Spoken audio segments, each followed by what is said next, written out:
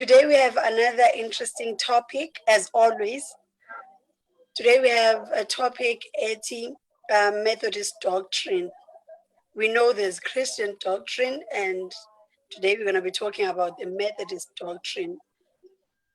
We have umfundisi wethu, okay, I hope I'm going to pronounce everything right. Umfundisi Obusitswe, Tiroyabone. Yes. Umfundisi Tiroyabone was born in Mahikeng in the Northern West, and before angene ministry, he was working in the South African National Defence Force, and he has studied UKZN and is doing his PhD at Anglia Ruskin University in the United Kingdom. Also, Endem Nandi is that Utata is married. Tata Utiro, is it okay if I call you Mfundisi Utiro? That's perfectly fine. Okay, are you ready, sir? I am ready. All right. Let me take this opportunity to greet everyone in the name of our Lord and Savior, Jesus Christ. So my paper today that I'm going to be presenting is entitled African Wesleyan Approach to Economics. Because in the Methodist tradition, we have quite a lot of doctrine, but the one that I'm going to be speaking to this evening is the doctrine that relates to economics and how we as Methodists are supposed to approach the issue of economics, the teachings of John Wesley. But I am also a person who is studying a lot of post-colonial studies. And within that framework, we insist that the Christian doctrine as we have it today has got to be context relevant. It has got to be taught within the context of where the person is. And that is why I have chosen this topic, an African Wesleyan approach, to sort of merge African approaches to economics with a Wesleyan approach to economics. And I'm going to begin by presenting Wesleyan approach to economics, and then I will present two African approaches to economics.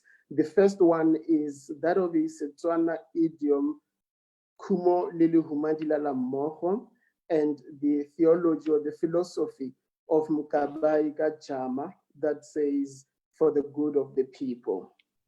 By way of introduction, in his address at the funeral of the late British former Prime Minister Margaret Thatcher, Richard Charters, Anglican Bishop of London, paid tribute to the work of the Methodists in Great Britain.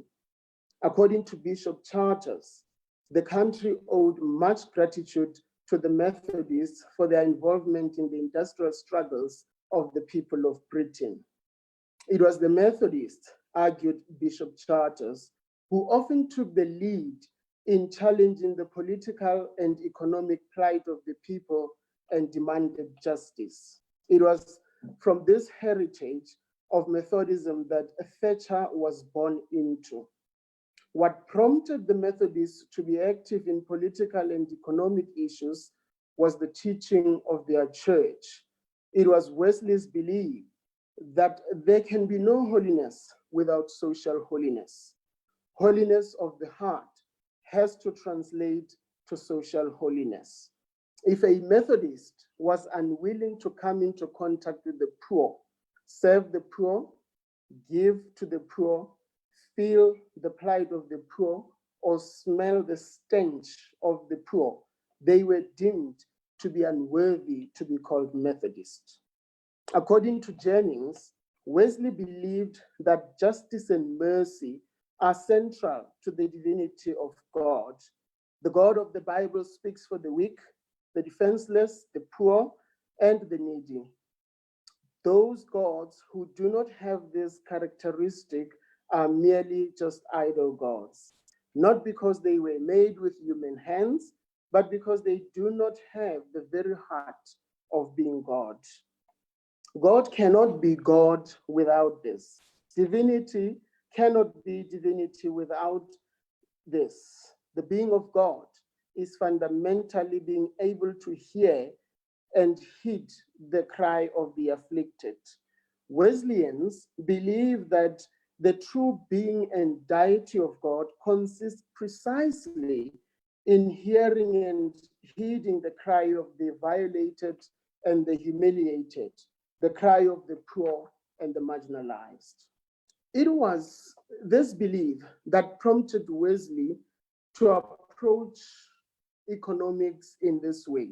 He was convinced that God is on the side of the poor, that God has a preferential option for the poor. Wesley believed that at all times God would stand up for and uplift the poor. Thus, it is the conviction of the Methodists that they ought to stand together with God on the side of the poor. In one of his sermons, Wesley opined that Jesus was firmly on the side of the poor.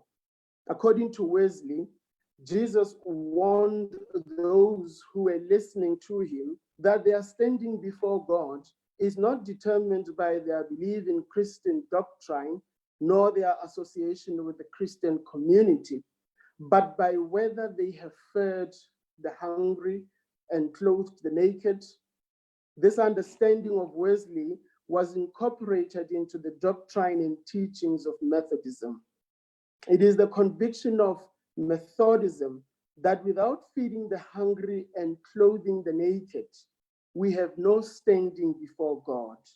Thus, it is established firmly in a Methodist that they should endeavor to look for the naked and clothe them, look for the hungry and feed them. For Methodism, it is important to know that the God of justice and mercy will restore and change the outlook of the oppressed. Our God lifts up the oppressed and restores them.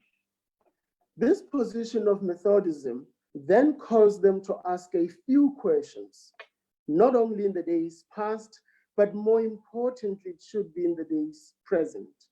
Who are the poor in our congregation and in our community? The presence of the poor in the congregation and the community is to be sought vigorously so that the church can seek a way of helping them out. If a Methodist church does not do this, then they are not living up to their true Wesleyan heritage. How do we reach out to the poor? What plans can be put in place to add on the stride of the eradication of poverty? According to Wesley, these are the questions a Methodist should have in their approach to the poor. When it came to the economy, Wesley maintained that the advancement of the economy is good and it bears positive fruits, but it should never be given first preference before service to God. God is the creator of all things, and as such, God is the source of all human prosperity. Wesley said that we are only stewards of what God has given, and because what we have belongs to the master, we cannot simply do as we please with these, but we do what the master wants us to do. For Wesley, God has given us possessions so that we provide stewardship over them according to the wishes of God, the master. According to Madron, Wesley maintained that even the property that we have belongs to God. And at any time, God as sovereign may take it. In other words, if these possessions yield wealth for us, we should do what the master wants, which is to give to the poor as much as we can. Wesley warns that we will not see the poor and hungry and reach out to them if we are wrapped up in our own comfort zones. The gospel requires that we go out into the world and teach. Wesley maintains that we give to God by giving to the poor. Wesley's definition of wealth is this one: simply having more than what is necessary. According to Wesley, if you can afford to have a roof over your head, food and clothing, and still have money left, then you are rich. Moreover, it was Wesley's conviction that anything more than what you need to survive should be given to the poor. Wesley believed that acquiring more than is necessary is theft.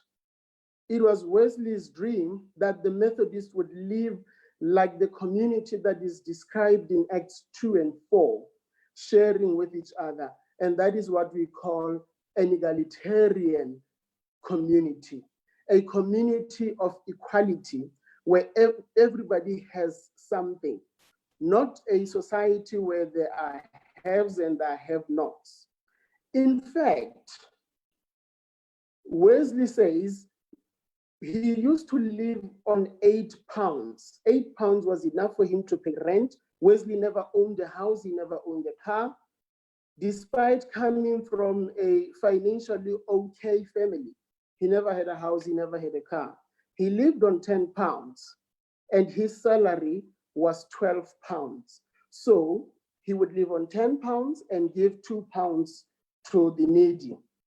Then he got an increase and £14. He continued to live on £10 and gave £4 to the needy. His salary was then increased to £20. He continued to live on £10 and gave £10 to the needy. When Wesley died, all he had was the clothes that he was wearing and one coat in his wardrobe, and there was £4 in his pocket. Because he believed firmly that all you need to live by is enough. Beyond that, he said, you are rich, you are wealthy. Feed the hungry, clothe the naked, help the stranger, the widow, the fatherless. This is the command Wesley gives. He also said, when it comes to the use of money, that we should gain all we can, save all we can, and give all we can. These are what we call the Wesleyan evangelical economics. It was Wesley's belief that these should be the guiding principles on how a Methodist should approach matters of money. So when it comes to gaining all you can, Wesley says, people have got to work hard. They've got to accumulate as much money as they can. Ensure that you work and work and work and get money, not to fill your pockets. Once you have all the money that you could get, he says, then save all the money that you can. Save it all. He insisted on saving, and he taught the Methodists and spread such teachings throughout England that the Methodists were to encourage even their fellow citizens to save as much as they can. For Wesley, minimal spending was to be the drive of Methodists, always seeking to save. So right now, if we were to appropriate Wesley's teaching on gaining and saving, if you can afford to pay a bond or rent, and you can afford to buy enough food for the month, whatever extra you have, save it not for yourself, but save it for the poor. He then says, once you have gained and once you have saved all that you can, give it to the poor. It is not for you. Gaining as much as you can and saving all those gains meant in Wesley's teaching that such gains should be given to the poor. Wesley was not against gaining money, but he was against the accumulation of wealth whilst people remain poor. He felt that one should give all that was beyond their needs to the poor. As Madron observes, Wesley was instructed the rich in the societies throughout England. He instructed them, "Be ye ready to distribute to everyone according to their necessity." This position, according to Wesley, was not only to be practiced by Methodists in-house, but was to spread throughout England, that not only the Methodists, but all the people should practice this. Wesley was so convinced of this that in the conference of the Methodists in Britain in 1744, he directed the conference that until the Methodists had all things in common, they were to bring all that they had as extras to the next service. And he said, when we meet at the conference in 1745, everyone should bring all their belongings so that the have-nots can also get a share. And then we can enter into an egalitarian community where everybody, all the Methodists, have the same value of wealth or possession. Unfortunately, the Methodists in Britain at that time did not heed to Wesley's directive, and that did not happen. Now, I want to move on very quickly to what I call appropriation. Appropriating Wesley's teachings for Africa, where I want to say the contexts have got to meet. Wesley's English context should meet Africa's context. What Wesley teaches have got to be appropriated, and we've got to listen to what we as Africans know, what we as Africans have always known before the colonial era, our approach to economics. Now, one of the fundamental positions of the post-colonial theory is that before colonialism came, the pre-colonial people had an existing way of life. Indigenous people had knowledge systems, they had thoughts and understandings, and they had approaches to life. The arrival of colonialism demanded on the part of the imperialists that their subjects should forget their way of life and adopt the more civilized way of life. Not only was their autonomy crushed, but also their culture, their customs, their beliefs, and their knowledge. Western imperialism rendered the knowledge of the people as irrelevant and without sense. The post-colonial reader seeks to re-establish that presence which was before the colonial era, that ownership of knowledge that was once taken from the indigenous people. And this is done in many ways, one of which is my present endeavor, representing the pre-colonial understanding of economics.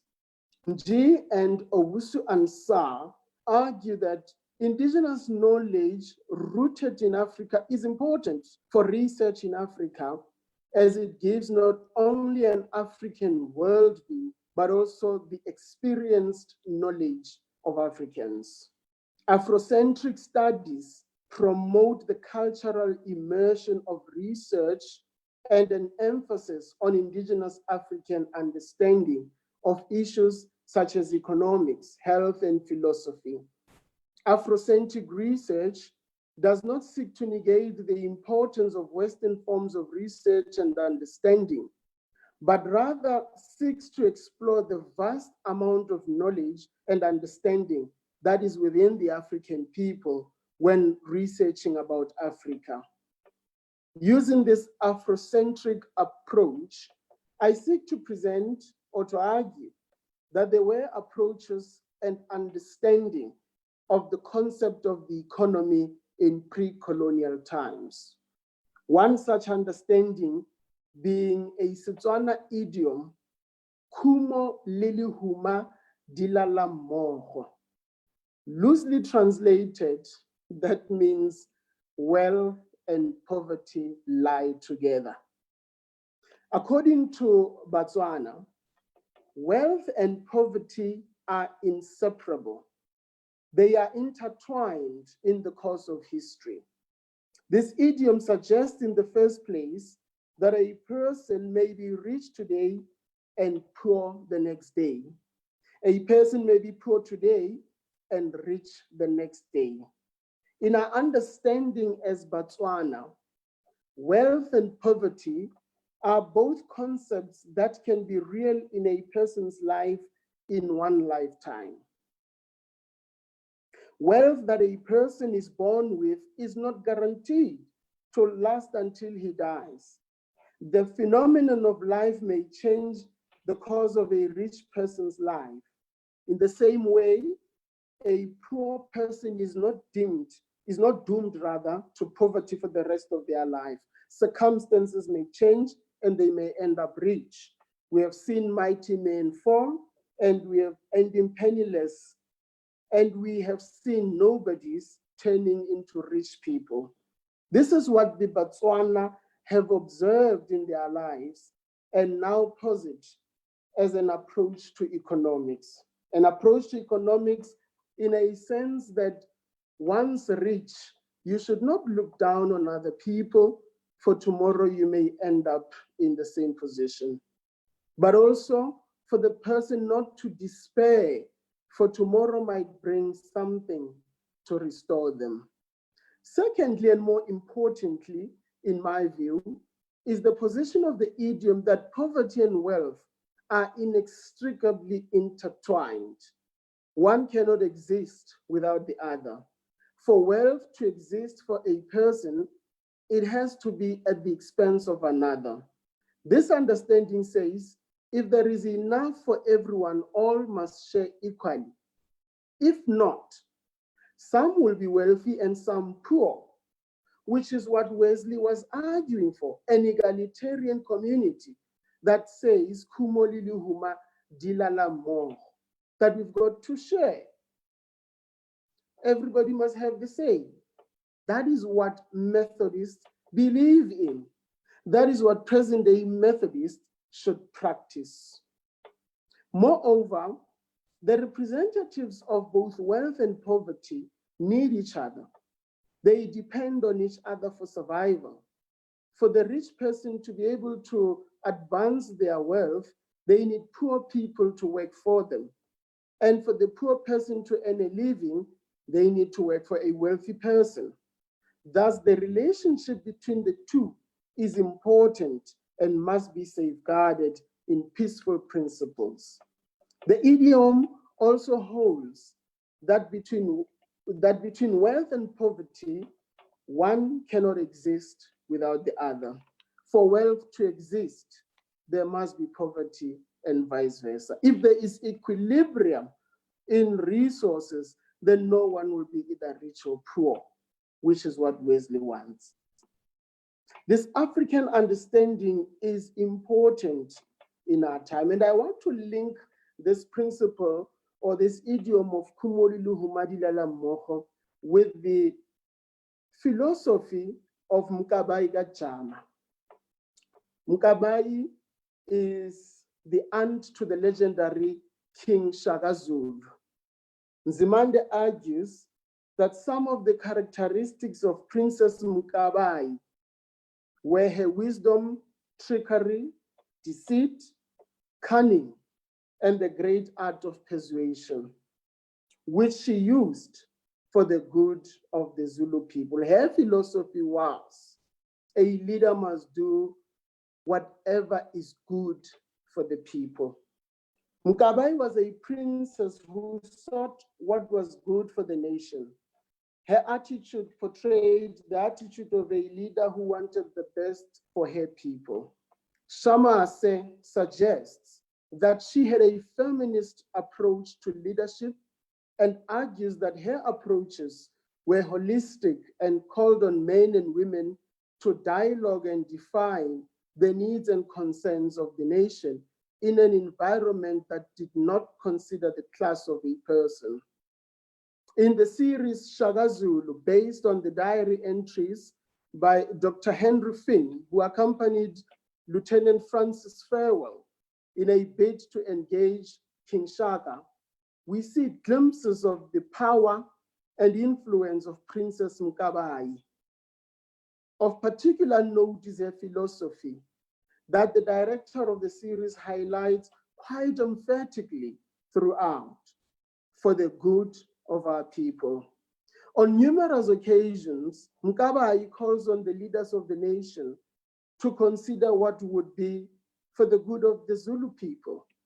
When her father, King Jama, was troubled by the pregnancy of Nandi, the mother of Shaka, Mkabayi encourages her brother Senzangakhona to accept that the elders at this time cannot understand that what good the birth of the prophecy child will bring to the people. When Shaka was born and being raised in the Zulu royal kraal, the councilmen agreed that he was to be killed. However, Mkabayi did not agree, and she thought it best for the good of the people that the boy should escape. She orchestrated the escape of Nandi, Shaka, and Nomgobo, his sister.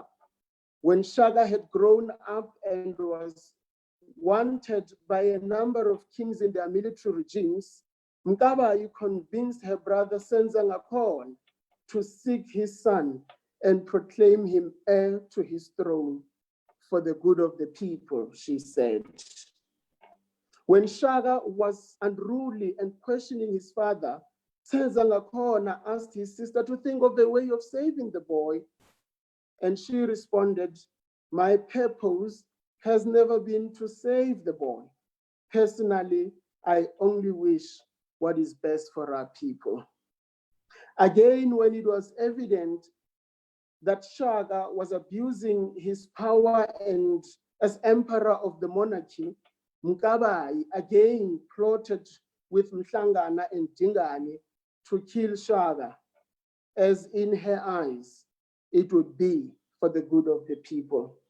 Now, I don't want to excuse the ruthlessness of Mkabayi, but what I am arguing is that if you appropriate what Mkabayi believed in before the colonial era, in terms of her approach to economics for the good of our people, with Kumo Liluhuma Dilala Mo, and you appropriate that, engage in a conversation with what Wesley believed could be an egalitarian community, then we do not need to rely on the Western capitalist approach that demeans our people, that looks down on the poor people and they are subjected to hard work with minimal economic benefits. But we need to unearth our ancestors' knowledge and approach to these things, and then appropriate it with good Methodist doctrine so that we can have a better community. And that is all I wanted to say today. Thank you. Thank you, Mfundisi. Thank you so much for your presentation. We're going to welcome questions and answers, questions from the viewers. We had a comment from Uputi Gaugelo. Yes, Gaugelo, that's if I'm pronouncing it right. Uputi Gaugelo has a comment there. The Methodist denomination grew from 4 people to over 100,000 in Wesley's lifetime. This is a real challenge to all of us today because we have become very comfortable with preaching to self at our famous revivals and conventions. Now, this leads me to a question that I wanted to ask about. In your view, Fundis, considering presentation and everything that you said in your presentation, do you feel like, or do you think, or would you say the Methodists of today are adhering to Wesley's principles of economics, if I've indeed right, where you said he believed in saving all we can. He taught that we should save all we can and give all we can. Would you say that the Methodists of today are actually doing that? Okay. I would say the Methodists of today are not being true to our heritage of Methodism. Certainly, we are gaining all we can. We are saving all we can, but we are not giving all we can. Our societies these days are more concerned with filling their accounts, having reserves, having enough for the next month. That is not what Wesley believed in. Wesley was not concerned with reserves. He said, save and then give. And he said, if you've got more than you need, if a church, a Methodist church, requires 80,000 rand a month to survive, to pay utilities and stipends and all of those things, if they have raised 100,000 in a month, according to Wesley, that 20,000 must be given to the poor. The fundamental question that Wesley proposes for each society is, they must go look for the poor. They must ask, where are the poor in the community? What can we do for the poor in the communities? Methodist churches are not asking that anymore. We've got something called mission campaigns, mission outreach. As long as we can buy a couple of food parcels to a couple of families, that is fine.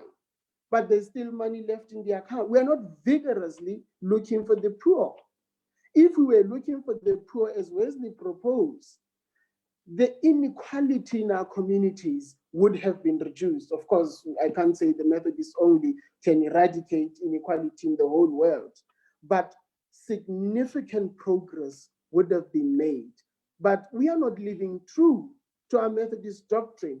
We are not approaching economics as Wesley said. We are more concerned with wealth. And as I said, when Wesley died, he did not have an estate to leave to anybody. He had only £2 in his pocket and a jacket in his wardrobe in a rented room. He did not have a house. So if Wesley could die like that, why can't we for the good of the people?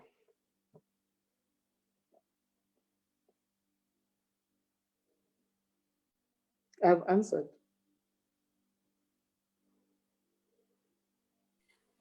Challenging indeed. Thank you, Mfundis. We welcome questions from the viewers. You can ask questions. You are also welcome, viewers, to ask anonymously if you are shy to ask there.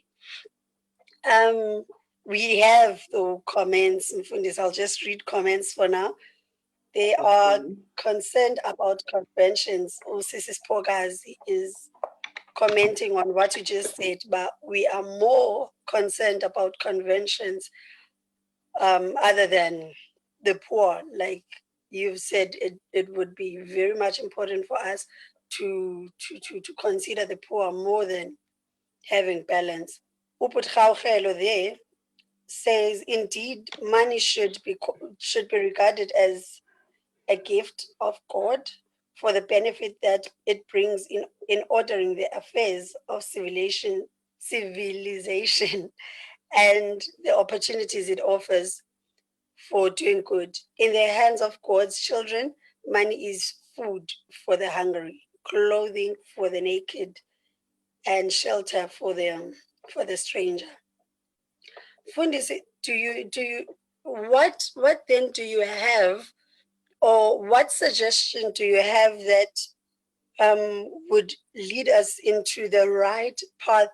Yes, Ndivile, when you said we need to unearth our ancestors' approaches to the economy and and link them with the right Methodist principles. So now that we are a bit or kind of lost, what suggestions would you give, or challenges, or what challenge would you give specifically to the young people, the Wesley guild that is?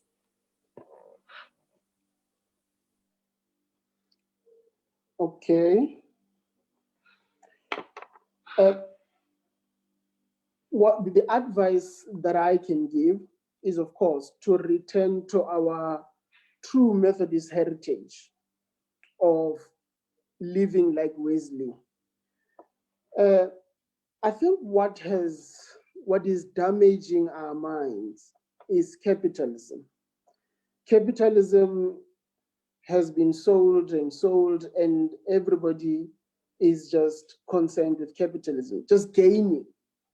And Wesley is not against capitalism. He's not against gaining wealth. What Wesley is against is keeping all that money for yourself, wanting to leave a legacy, wanting to leave money for that person or whatever, wanting to drive the most expensive cars, when there are people who do not even have a simple one-room house to stay in. That is what Wesley is against. We know our context today. We know what is happening. We know the great inequality of today. We know of the contrast between Sandton and Alexandra. We know the problems. What are we doing about it? We are gaining. And I'm not making myself any better in this picture.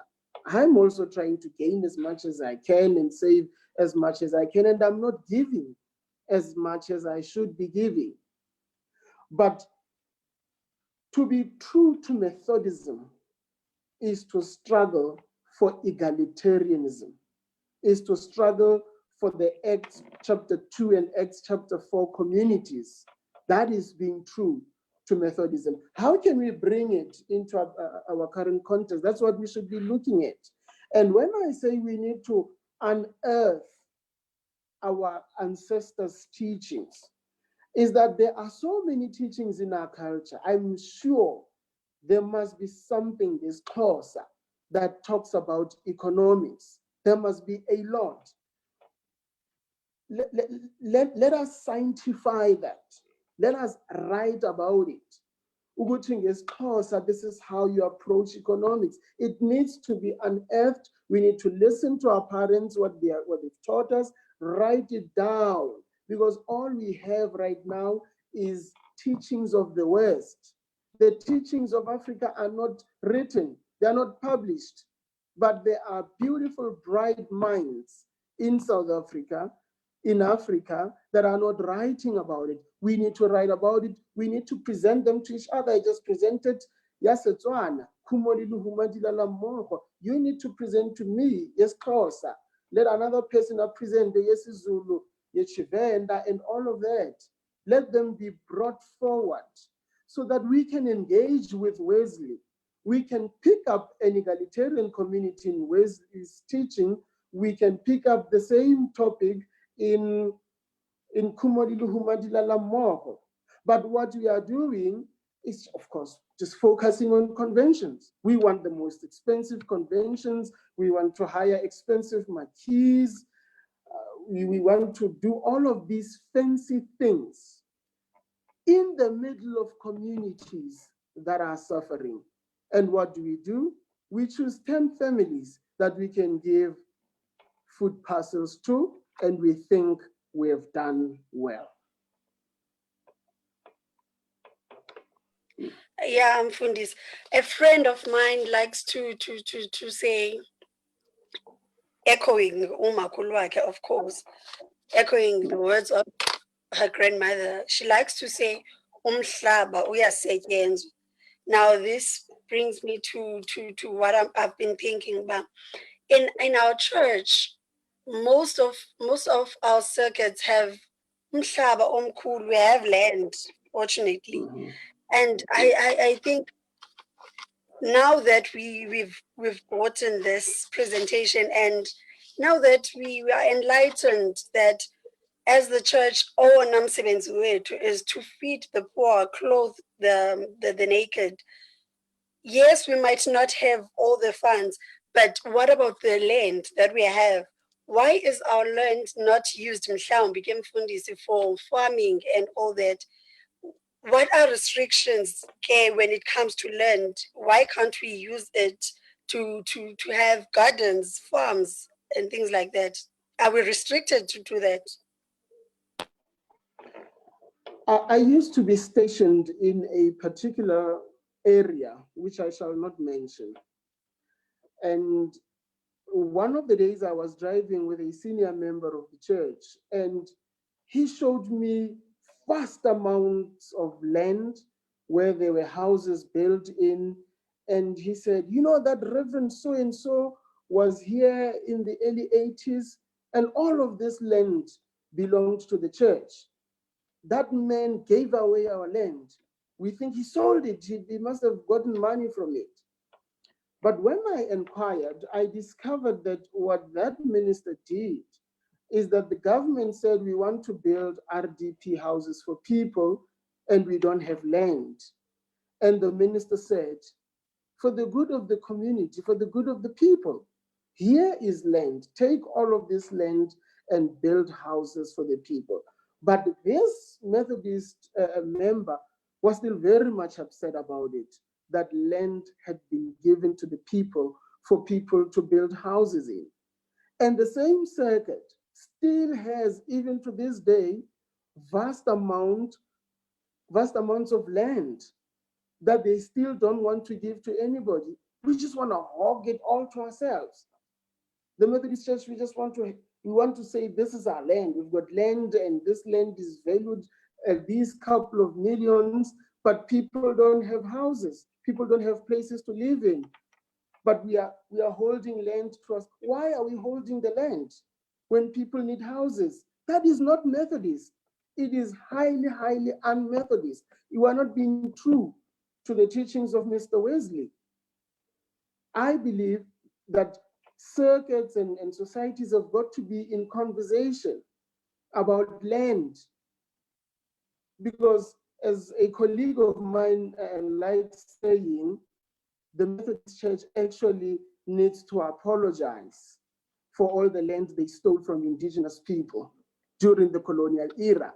The land that we have inherited it from colonial presence. And that land is valued in millions right now. And we are still holding it to ourselves. We're not giving it back. We're not even selling it at a reduced price at least. We need to enter into conversations of how to alleviate poverty, how to alleviate landlessness when we've got land as Methodist people. Interesting indeed, Mfundis. And there's two questions here. I always say learning and not implementing is more like just sitting or sleeping and doing nothing. So now these two questions here are more about being practical. Kuleko no ngiti. Oti, you touched on how we enrich our societies as opposed to the Wesleyan principle on giving. How do we then influence the leaders meeting in the broader society, including our organizations, to live according to these principles? I'm asking because ministers are presiding officers over these meetings and should give guidance with the help of the stewards. And you find that at times the stumbling block is there. Please note that question, Fundis. And there's also another question, Ibige Avela, from it was also about how practical, if I remember the question correctly, I'm still trying to get it. Yeah, Oput Vito Anzolini Collier, I can't pronounce that. Uti Oput Vito or Sis Vito is asking, is it practical though to live by these principles given our current state of affairs in second needs pre and post COVID-19? There are more of sitting ngoku. Questions. Please answer those two, then we can look into others. Okay, let me start with the last one. To leave these principles would actually be more relevant now or later post-COVID-19, because COVID-19 is going to affect the income of churches drastically, or it is already. COVID-19 has also impacted the livelihoods of people quite extensively. A lot of people have already started losing their jobs. If there is a time that is more necessary or more urgent to live out these principles taught by John Wesley, it would be now. It would be post the COVID-19 pandemic. If we have land that costs $1 million, and with $1 million, you can build 50 houses, 50 RDP houses, why not do it? Why not do that? That is mission. That is what mission is about. We are not doing enough for mission, because right now we just want to gain all we can, save all we can, and be as wealthy as we can. We want to be in affluent churches.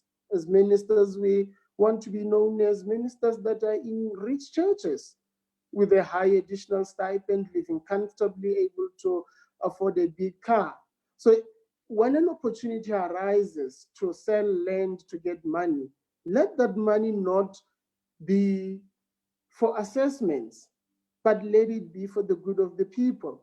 Let it benefit the poor in the community in some way. That is how practically we can do it. We can sell land. That's how we can do it. When we raise money for Khona, the millions that I had, there's a second that goes up to 2 million for Khona. That money for Khona has got to be used for mission. That is what it was created for in the first place. It was not created to give Mfundisi a bonus for December. It was not created to aid assessments or increase assessments. It was not created to buy new comfortable chairs for the church. It was created to feed the hungry and to clothe the nakedness. That is how practically we can do it. Do what is supposed to be done. With Khona is actually Mission and Extension Fund. Mission Extension Fund. Use it for that. That's how practically we can do it. And we need to do it post the COVID-19, because a lot of people are going to go without food and without housing. It is just unfortunate, I have to say, that I'm currently without a station, and I'm going to be without a station for quite a while. That means I'm not going to be a member of any convention or a member of any synod where I can raise notices of motion. But this conversation is inspiring me now to write a formal notice of motion at a synod and say, these are practical things that I'm proposing the church to adopt in order to feed the hungry and clothe the naked. As a result of this conversation, I would be very much excited to propose such motions, but unfortunately, I'm going to be without a station still for quite a while. But that is how we can implement the teachings. Don't go to a convention or a youth synod to bring a motion that girls and boys should wear pants as much as they want. That is irrelevant. It's a waste of time. It's not taking the church anywhere. It's not taking young people anywhere. You are going to spend the whole CYC debating pants when you can be debating practical ways of reaching the community. How can young people go to the leaders' meeting?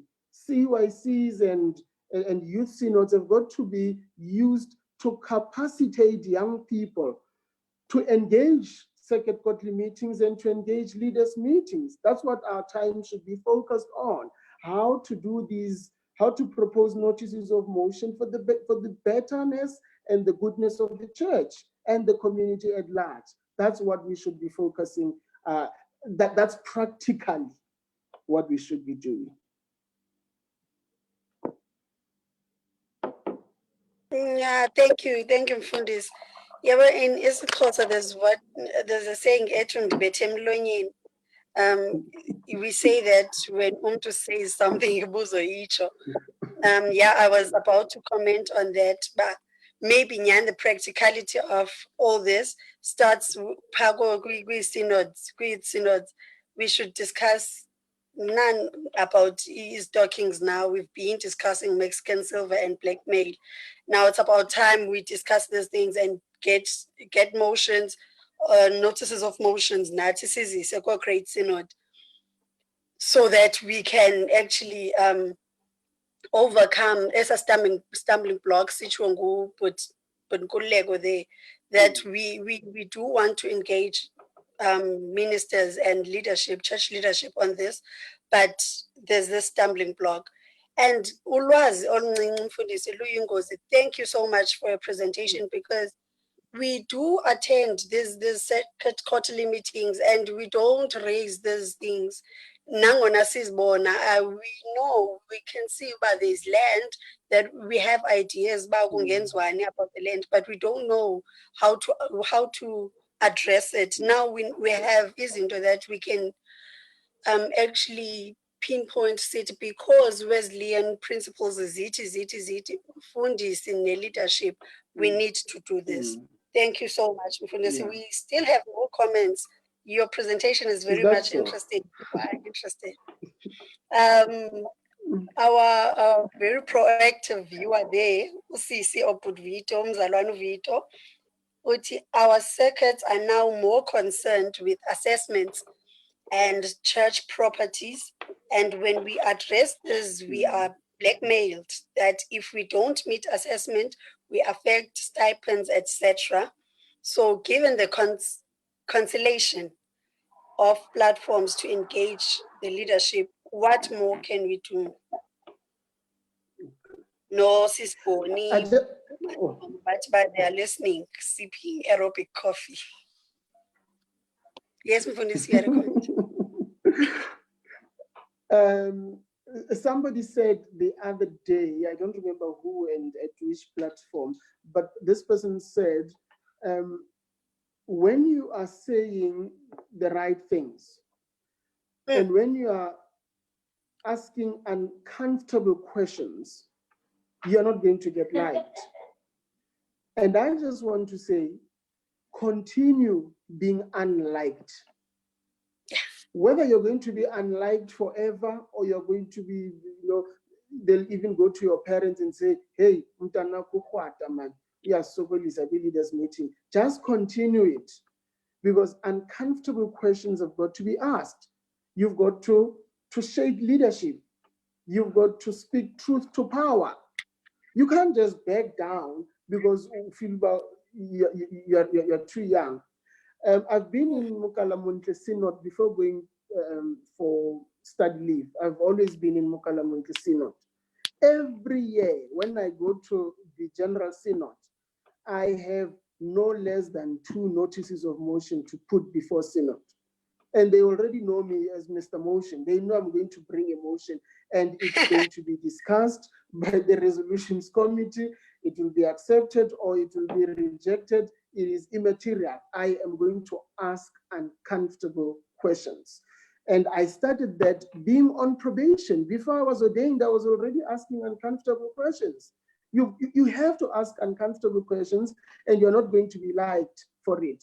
But for the good of the church, because you want to see progress in the church, you want to see progress in your society and in your circuit, you can't just back down. You've got to push and push and push. Even if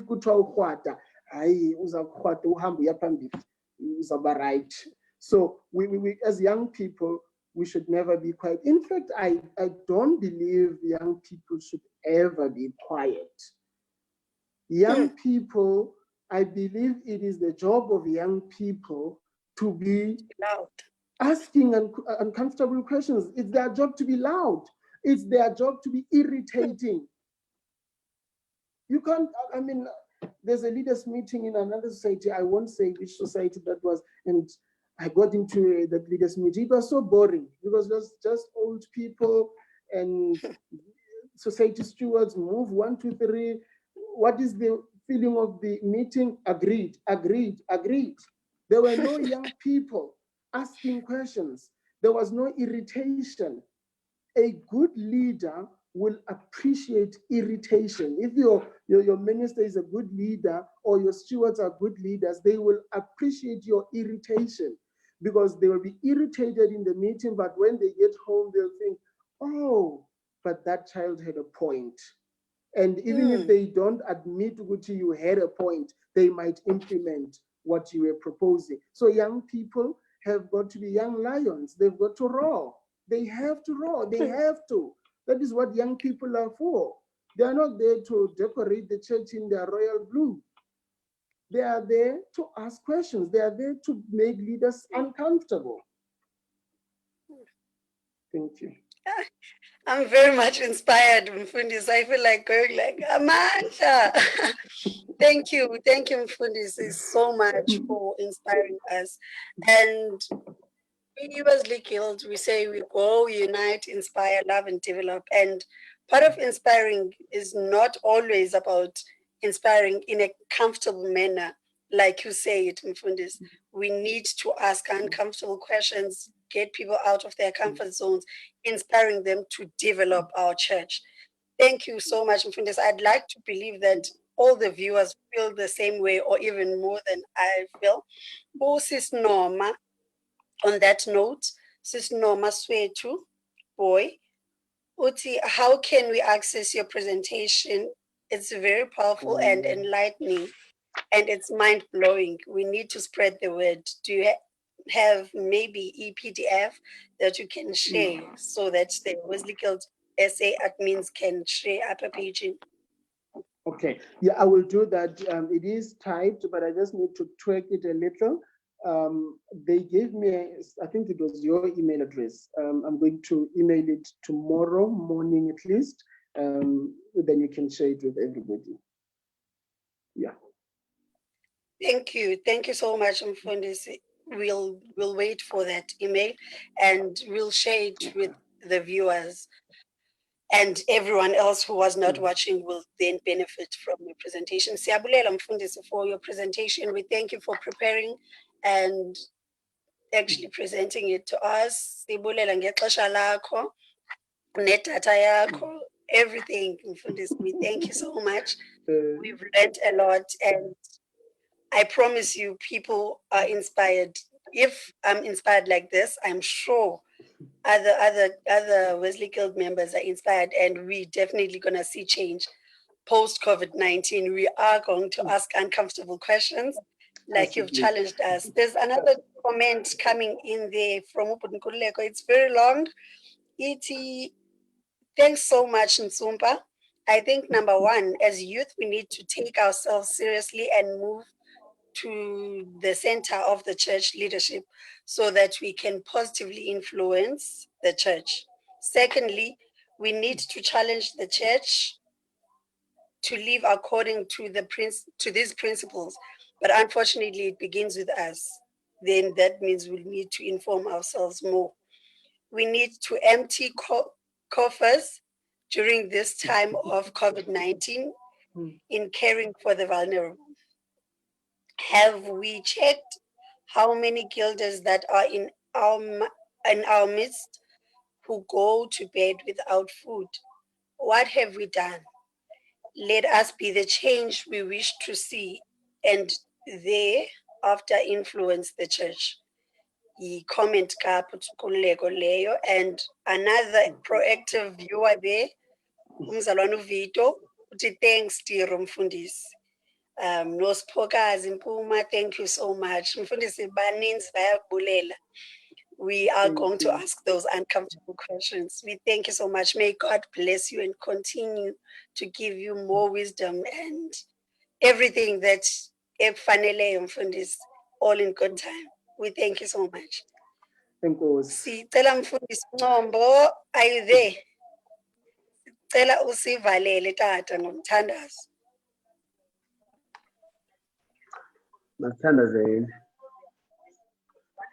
Lord, we bring praise and thanks to you tonight once more that you have afforded us an opportunity to gather in this session, listening, Lord, to your word through your servant, giving us wisdom. Thank you, Lord, for using your servant to remind us about the plight of the poor and those who have nothing. For you have asked a question that I was hungry, I was naked, I was thirsty, I was in prison. And we keep on asking, Lord, did we see you? But seeing each other, God, it's a reminder that in us, we can make a difference, as Wesley saying, give all you give. I pray that, Lord, our Methodist community, wherever we are, will open our hearts, even with less resources that we have, will reach out to the poor, particularly in time of COVID-19. So bless your servant, othethe ngaye Nkosi umgcine, umlondoloze, umphe amandla, gcwalisa ngosizwe lethu. When we see our economy, Lord, every day we worry that companies losing, people are receiving letters of dismissal, and Lord, families are struggling. But nguThixo obonayo ongaswelanga nto. Nangalo mzuzu ke somandla, we trust and believe that uzasolula isandla sakho sobubele lenceba. Ekugqibeleni kwako konke ke somandla maluthi ufefe lenkosi yethu nguYesu Kristu, uthando lukaThixo nguyise, ubudlelwane bukaMoya Oyingcwele mabuhlale buphumule kuthi sonke naphezu kwethu nabantwana bethu ngayo uYesu Kristu inkosi yethu. Amen. Amen. Enkosi